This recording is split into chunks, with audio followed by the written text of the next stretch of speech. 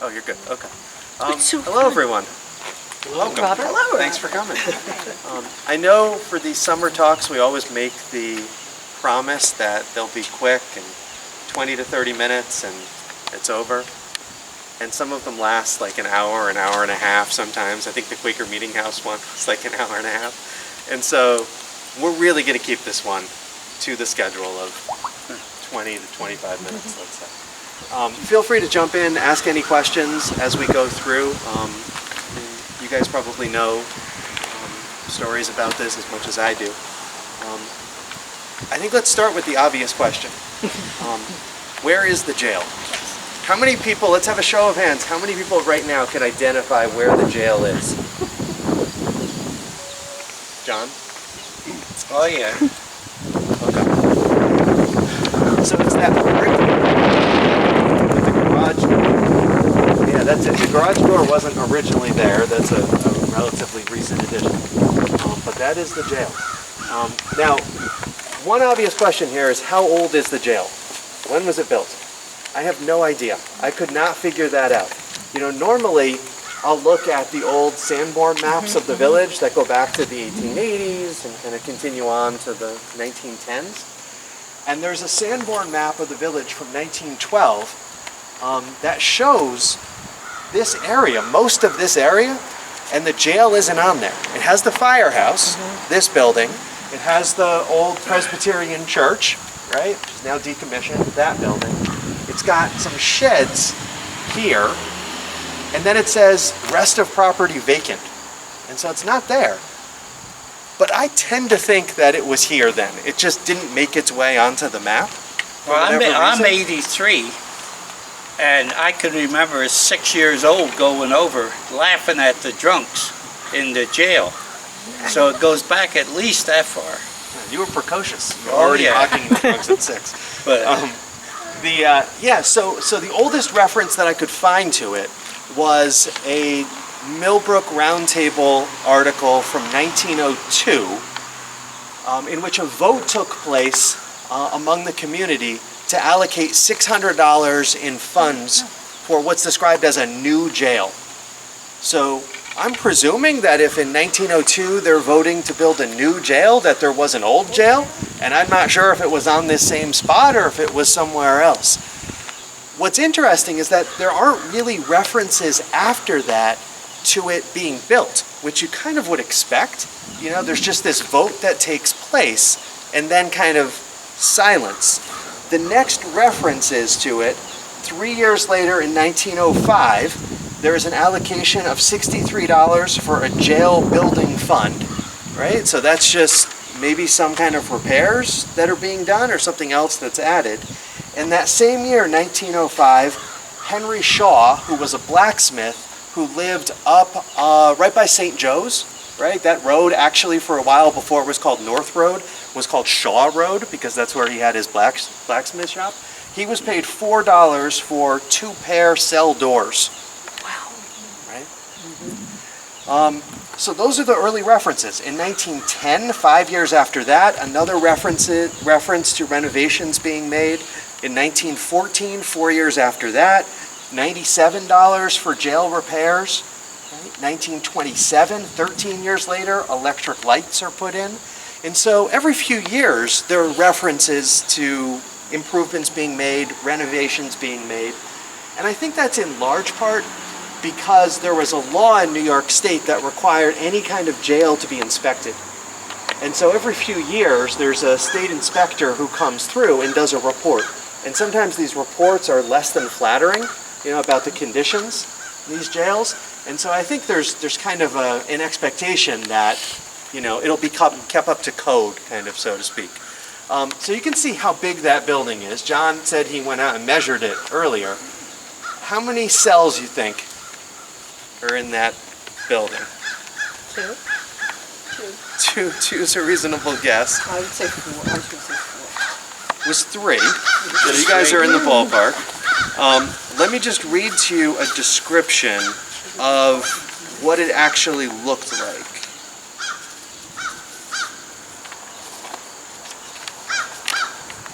All right, so this is from 1914, so relatively early on, we think, in the history of this building. And this comes from an inspector, right? This is right after $97 worth of repairs have been made, so keep that in mind. Since the last inspection, the lockup has been provided with the new cement floor, and the interior has been thoroughly renovated and was found in excellent condition. The building is a one-story brick structure situated in a field some distance from other buildings, but is easily accessible. The lockup is practically fireproof and is equipped with 3 lattice steel cells, each supplied with steel bunk, mattress, and blankets. The room is heated with a coal stove, lighted by gas, and has 3 large windows, well screened, and a ventilator through the roof. The village has no electric lights, water system, or sewerage. Right, this is 13 years before electricity was put in. The justice's docket indicated that only 8 arrests were made last year. Occasionally, a lodger is allowed to stay at the lockup overnight. That's an interesting sentence. Yeah. In order to preserve the mattresses and keep them sanitary, I would respectfully recommend that they be encased in oilcloth or other waterproof material which can be washed. This is a very satisfactory lockup for this small village. Respectfully submitted, Clifford Young, Inspector. A few years later, the inspector is heavily critical of conditions in the prison. So I think it depends on the person who's doing the inspecting, kind of what their expectations are. All right, so that gives you a sense of like what it actually looked like or what was in there. So other than the occasional lodger who stayed there for the night, who do you think is actually being locked up there? Right? That reference in 1914 said, what, 8 people in the previous year? There's a reference from the 1920s where town justice estimates that over the last 18 months, there were 5 people over an 18-month period who were locked up there. So it's not used particularly often. Right. But who's getting locked up there? Vagrants? Yeah, probably not hard criminals. Right, because we're talking about a jail here. Nuisance right? people. Do you want to come over and sit down? You got, Yeah, go sit. yeah, come on over, yeah. We're talking about a jail here, not a prison. And so that distinction, right, is really between people who are just kind of being kept here temporarily Right. before they're eventually being sent to Poughkeepsie, right, where the county jail is. And so generally when people are being arrested, they're being kept here for a night, right? And then the next day, they're being transported. One reason they didn't want to keep people more than one night. If you keep them, you got to give them breakfast, you got to give them lunch and dinner. They wanted you out. So they put the drunks in there, sober, go in the morning, it's here, go home. So. Right, and that kind of thing didn't make the paper, right? So John is our evidence for that. Well, I lived right across the street. That building was not here. That building was not here. That building was not here. All those buildings weren't there, just the church thing there, and that was a ball field where we played ball. And we'd come over here, and of course they didn't have air conditioners or anything, so they had a window open on each side of the building, and we used to go over and what the hell do we call drunkies or something? Yeah. You're a drunkie, and the guy would say, when I get out of here, I'm going to kick your butt. I never understand this, Sergeant, because they know who you are, right? Don't they? Most of them. I even know the names of some of them. It doesn't seem like that's there. like long-term thinking. Well, it was before Prohibition, though, so maybe in Prohibition it got more business. We'll talk Business. about that. Story about that. So that gives you a sense of like who ends up there. Now, what stories do you think make the paper that reference the jail? So either the Millbrook Roundtable or sometimes the Poughkeepsie paper. What's newsworthy involving this jail? Escapes, exactly. And there are a lot of escapes. I mean, a lot of escapes. Like I found 3 or 4 examples over like a 50-year They didn't period. even lock the door sometimes. The guy was drunk and they just left him. Was there not left like the a door police station unlocked, near and when they here? Like where sobered were the up- police while the people were in the jail? Right, and so The they're jailer. generally, you know, from the late 19th century to, you know, John's youth in like the 1950s, there's generally one police officer for the village of Millbrook. And they're in charge of this, right? But, you know, they go home at night. But they didn't have an office like near the jail. There wasn't someone stationed in the jail. I'm not sure, John, like where was like Earl Cunningham in the 50s? Like where was his office? He lived in the house beyond this one, But right did he here. have an office? Was there a police? His No, office, it was his a office one. was in Millbrook Deli. It was Oh, okay. a one-man That's where he parked all operation, day. and he had a belly that came out 3.5 feet, and he could hardly get. So he didn't want to take any real responsibility, and he'd just leave the door open so he wouldn't have to go up and let them out. By the way, Earl there's a Cunningham. great story from the Millbrook Round Table. Or no, I think this is actually from the Poughkeepsie paper from 1956 about Earl Cunningham.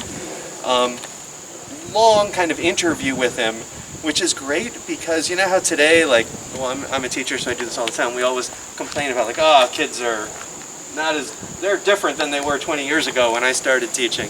And like, that's basically what he's saying in 1956, like, these kids today. The article starts, children aren't much different than they were when he was a boy. The main difference is that they move faster.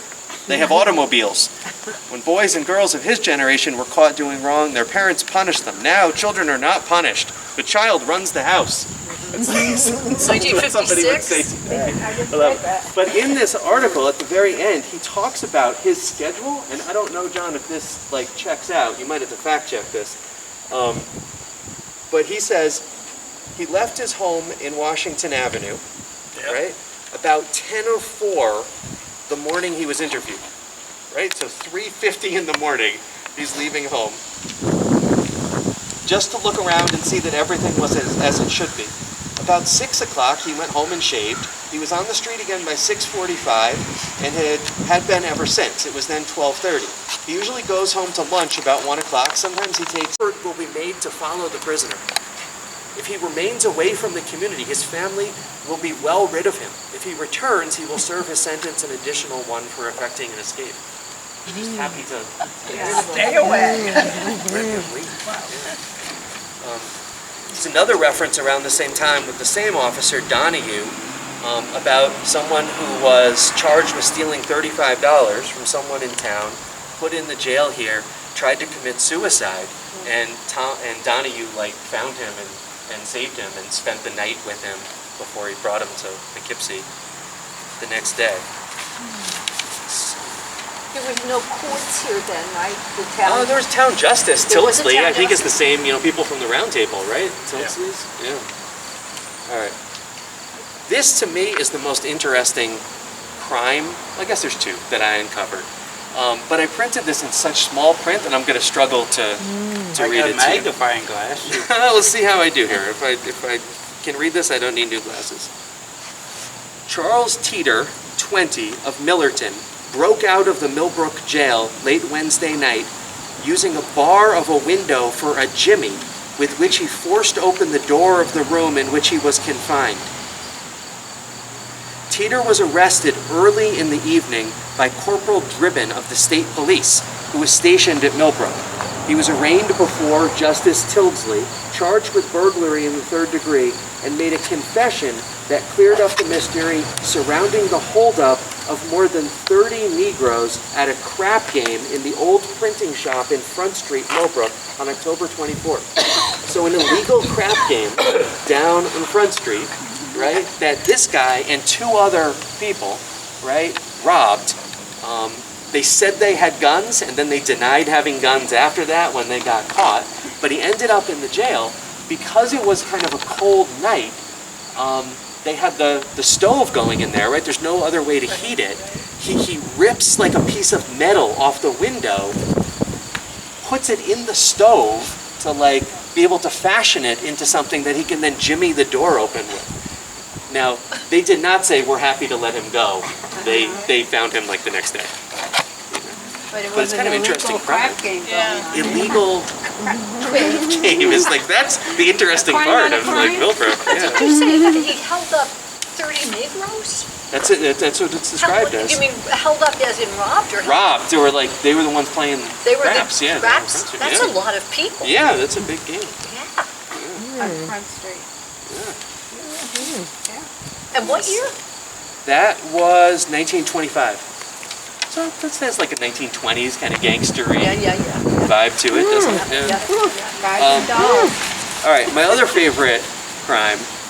This is 1926, so this was an active time. The crime spree. Yeah. State troopers Gay and Gates of Millbrook went to Washington Hollow on Friday, May 14th, 1926, to look for a man who had run into a car belonging to Mr. Gillen, the RFD carrier at Amenia.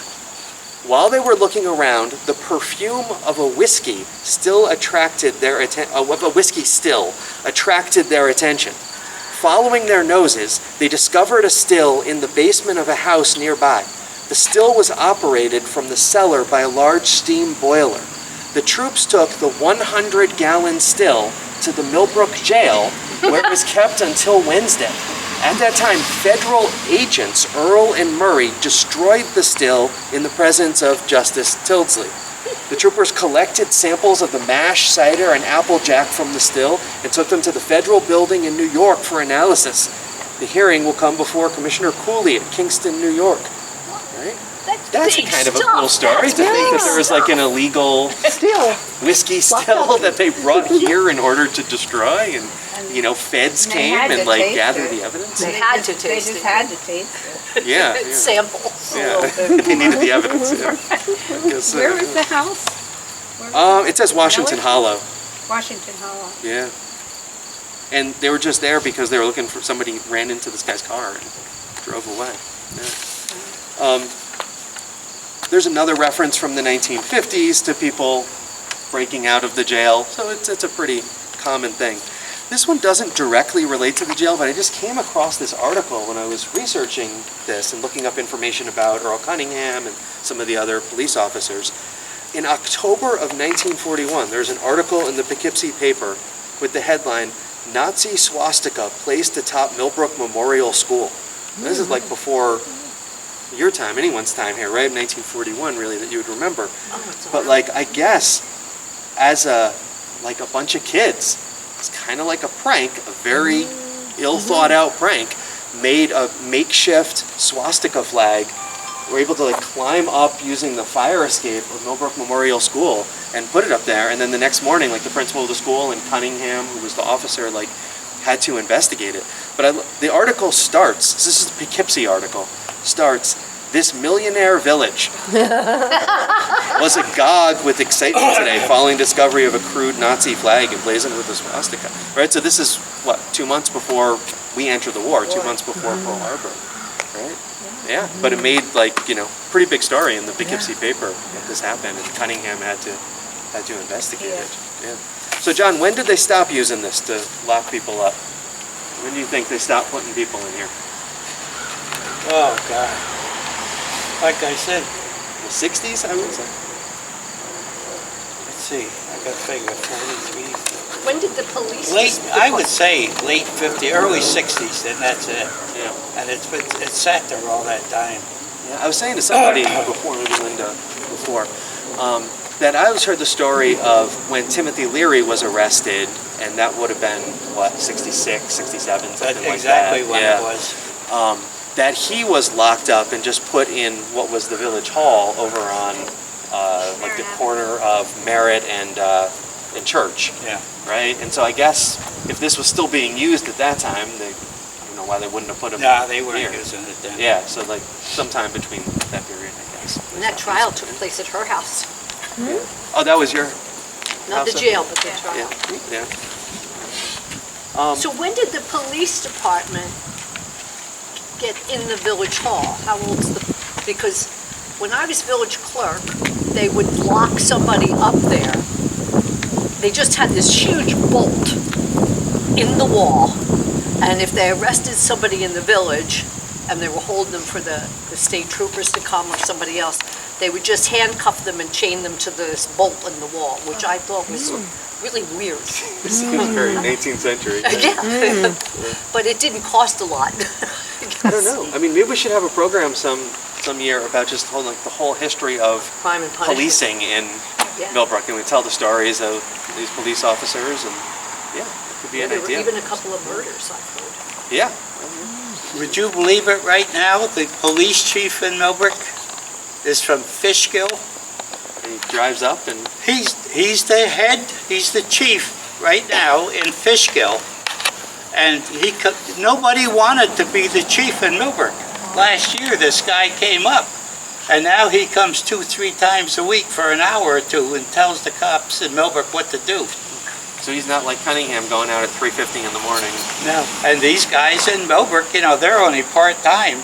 They didn't want the responsibility or anything. So, anything happens in Millbrook right now and you tell the village cop, I don't want to hear about it. Really, they do on everything. Do you guys have any questions? I don't know. There's more What's it information. used for now? Was it Just for- storage. Yeah, owns there's it? just storage. Obviously, that garage door wasn't originally there. That was added No, on later. they added that. Well, who owns it? It's the village. It's all just like Oh, village. this is all highway village. department. This is all village. That belongs to somebody, that's not village, is it? They just built that. The village? I don't know whether it's the village or that company, but they're still working on it. You can see up at Yeah, top. but I didn't think it was village. Robert, are there any pictures of the interior of the jail from back in the day with the Yeah. cells and all? No, not that I could find. I mean, there aren't a ton of photographs and that go back that far in the paper. Yeah, just the descriptions. Yeah, I mean, there's a little bit of a bias. I mean, I got all my information from newspapers, and so like, what's going to be in the newspaper? It's when somebody breaks out of the jail. It's What's they're- inside the building now, anything? just storage. Yeah, just storage. I don't think there's anything left from. It's a No, perfect, there's when it was a jail. perfect place for the Millbrook Historical Society to keep their stuff. It's dry in there. I don't know. It might not be quite big enough Oh, for us. We're expanding. my All goodness. the time, yeah.